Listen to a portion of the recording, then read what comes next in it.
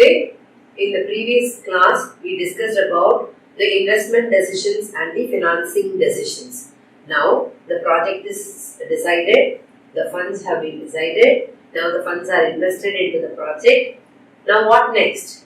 The project will start yielding return on investment. Now, once the profit starts generating, the manager will meet out all the commitments, external commitments, etc. Now, biggest responsibility on the shoulder of the manager, finance manager. What is that?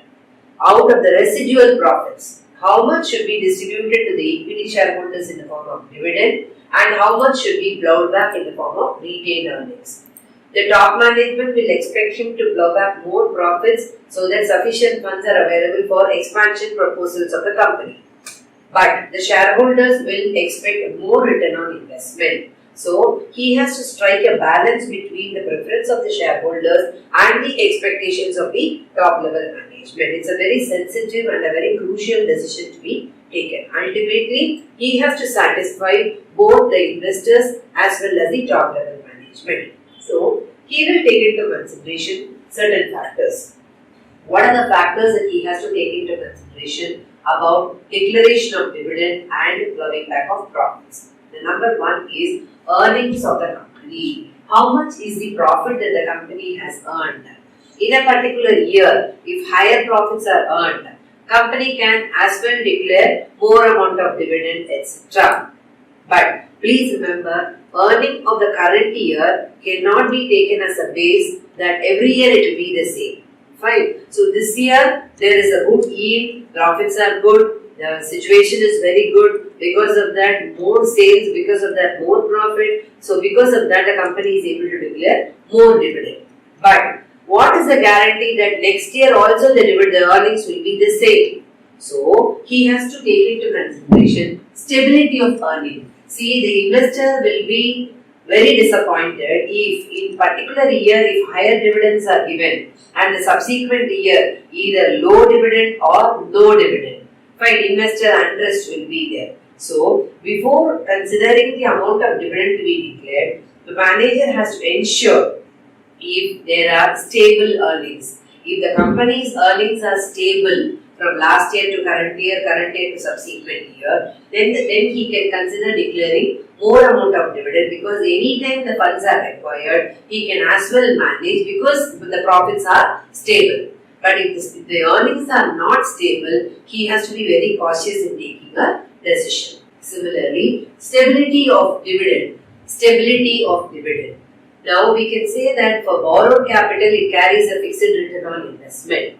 But companies in a very general way, they make even the dividend to be a particular rate, a stable rate. Maybe it will vary by 1 or 2 percentages, but by and large, they want to maintain a particular dividend. So, stability of dividends should be taken into consideration while deciding about the dividend to be declared. The next one is cash flow position. If the company's cash flow position is good, the company can consider distributing dividend. Company can consider declaring cash dividend. But if the company's cash position is not good, even if the profits are good, if cash flows are not good, the company cannot declare more amount of cash dividend. Instead, the company can plow back more amount of profits. The next one is growth opportunities. The companies which are in the growing stage, they would want more funds for expansion proposals, investment in new projects, etc. But some companies have come to a saturation that there is no further scope for expansion at all. In that case, that company may not require any plowed back profit at all. They might distribute every amount in the form of dividends. The companies which have constant expansion proposals would prefer to retain more money for future purposes and declare only less percentage dividend. On the other hand, the companies which have achieved the maturity stage, which have attained the maturity stage, that company will distribute every amount of profit in the form of dividends than plowing back of profit. The next one is preference of shareholders, the composition of shareholders which a company has. If majority of the shareholders are monthly income earners, or rather they expect dividend to be their main source of income, they would prefer to have cash dividend. On the other hand, if the composition of investors constitute adventurous investors or the ones who are expecting capital maximization, capital appreciation, they would prefer plowing back of profits than cash dividend. So that factor should be taken into consideration. The next is taxation policy, capital gains tax, tax on the dividend income, etc. So if the prevailing tax rates are high, the company can declare less dividend and plow back more amount of profit. If the tax rates are good, considerable, then the company can declare more amount of dividends. The next is stock market reaction. What is the state of capital market? If the company is expecting an increase in the price of the shares, the company can declare cash dividend. So therefore, the company's share prices will increase. Company can raise money whenever it wants in the form of equity shares. But the capital market is not satisfactory. Stock market is very volatile. The company can plow back more amount of profit because it cannot access to the capital market for raising money. So that should be taken into consideration. So stock market reaction and access to capital market. The next is legal constraints. Provisions of CBSE should be taken into consideration about declaration of dividend. CBSE gives guidelines from time to time about how much of dividend should be maintained, etc. So that should also be taken into consideration. The most important one is contractual constraints. If the capital structure of the company consists of more of borrowed capital and less of equity, the lenders will start imposing restrictions about the rate of dividend to be declared. So, the lender instructions also should be taken into consideration. Lender constraints also should be taken into consideration about how much to plow back and how much to distribute in the form of dividend. So, we discussed about what do you mean by dividend decision. Dividend decision is a decision regarding the amount of dividend to be declared and the amount to be plowed back by the company for future purposes. It's a very sensitive and very complex decision to be taken. While deciding about the amount of dividend to be declared, the manager has to take into consideration the earnings of the company, and the earnings of the company talks about the current income. But he has to take into consideration the stability of earnings. If the company's earnings are stable, then he can choose a decision of giving more amount of dividend because anytime he wants funds, he can raise money.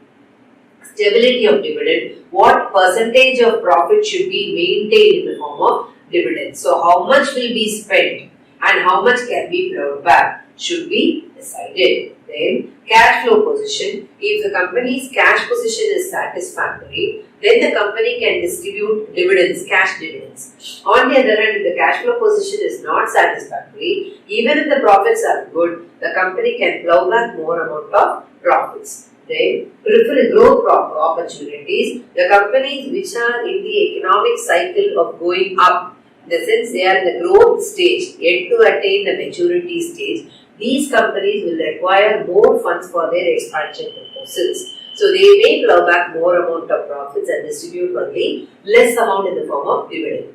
On the other hand, the companies which have come to the stage of maturity where they don't foresee any big expansion proposals, they don't plow back much amount of profit, or rather they don't plow back at all. They distribute every amount of profit that they have earned in the form of dividends to the equity shareholders. On the next one is the preference of the existing shareholders. If the shareholders consist of more of monthly income people, their preference will be to get a stable monthly income instead of capital appreciation. On the other hand, if they want capital appreciation, then the company can go for plowing back of more amount of profit. The next one is taxation policy, tax on the dividend income. If the prevailing capital gains and other taxes are high, then the company can plow back more amount of profit and declare only less dividend. But if the tax rates are comfortable, then the company can distribute more amount of cash dividend. The next is stock market reaction. How do the stock market react when the company declares more amount of cash dividend or plow back more amount of profit will also be taken into consideration. that leads to access to capital market. What is the condition of the company in approaching the capital market for raising further funds? If the company has a quick, comfortable access to stock market, then the company can plow back less amount and distribute more amount of dividends. The next one is legal constraints, provisions of SEBI to be taken into consideration while declaring dividend, and the instructions, constraints, restrictions imposed by the lenders for the distribution of dividend should also be taken into consideration while deciding about the amount of dividend to be declared. So, we have discussed about all the three financial decisions. Now, the next thing we are going to discuss is about financial planning, what is called as the blueprint of financial management. What is called as financial planning. So, we shall now discuss about what do you mean by financial planning. Now, we have come across what do you mean by planning earlier. So, planning is the one which bridges the gap between where we are and where we want to be. So, financial planning deals about the various decisions to be taken by the manager with regard to the finance required in the business. So, we call financial planning to be the blueprint of financial activities of the company. It is called as the blueprint. Why? It gives a detailed sketch of the total expenses that are expected and the total revenues that can be generated, by which the manager is able to take concrete decisions about the financial activities of the company. Now, there are two important objectives of financial planning, namely to ensure that funds are available for appropriate purposes at appropriate time. I have been repeatedly telling that the funds raised for fixed capital purposes should be used only for fixed capital expenses, and the funds meant for working capital should be used only for working capital purposes. That cannot be interchanged at all. So, the manager has to ensure that funds are available for appropriate purposes. But at the same time, he has to ensure that funds are not raised unnecessarily. We know pretty well that finance is a very scarce resource. That being the case, the manager should be very cautious in raising funds. And sometimes he may have to raise funds at a huge cost. So, he has to be very clear as to how much of funds are required and how much will be put into use. Only that much which is going to be put into use, and the minimum amount as plowed back amount should be retained. He cannot have idle funds at all. Idle funds will lead to overcapitalization, a situation where the return on investment is much lower than the amount of capital that has been employed. So, he has to be very clear that only required funds are raised. Now, by effective financial planning, the manager is able to enjoy the following benefits. Number one, it helps in forecasting. By proper financial planning, the manager is able to ascertain almost accurately how much of inflows and how much of outflows of funds will be there for the future. So, accordingly, financing decisions can be taken. Then, to a very great extent, when proper financial planning is done, it reduces the business shocks and surprises. So, there will not be a situation where there is a cash crunch, funds are not available at all, or there will be a situation that the funds are available in plenty. Both will not happen if proper financial planning is done. Then, proper financial planning facilitates coordination of activities between different departments and different functions of management. There will be effective coordination. Then, proper financial planning helps in linking the investment decision and financing decision. So, they go hand in hand. Funds required are invested in appropriate projects. Then, the next is when proper financial planning is done, it avoids duplication of effort. So, there will be no wastage of resources at all. And when proper financial planning is done, it is very helpful in comparison. Fine, comparing the actual expenses with the projected expenses and standard performance with the actual performance. So, these are the reasons why proper financial planning is required. So, we discussed about what do you mean by financial planning. Financial planning is a systematic preparation of blueprint of the financial activities of an organization. Financial planning is very much essential so that any proper decision can be taken. While framing financial plans, the manager has to ensure that funds are available for appropriate purposes and funds are not raised unnecessarily. By effective financial planning, the manager is able to forecast the future financial expenses, financial activities of the organization. By and large, by proper financial planning, the manager is able to reduce the business shocks and surprises. By and large, proper financial planning facilitates coordination of all functions of management. Effective financial planning helps in linking investment and financing decisions. Proper financial planning reduces wastage of efforts and wastage of money also. And a good financial plan helps in comparison work easier. Comparison between actual expenses and projected expenses. So this is fully about financial planning. In the next module, we shall be discussing about the factors determining capital structure. What do you mean by fixed capital and what do you mean by working capital? Thank you. Namaste.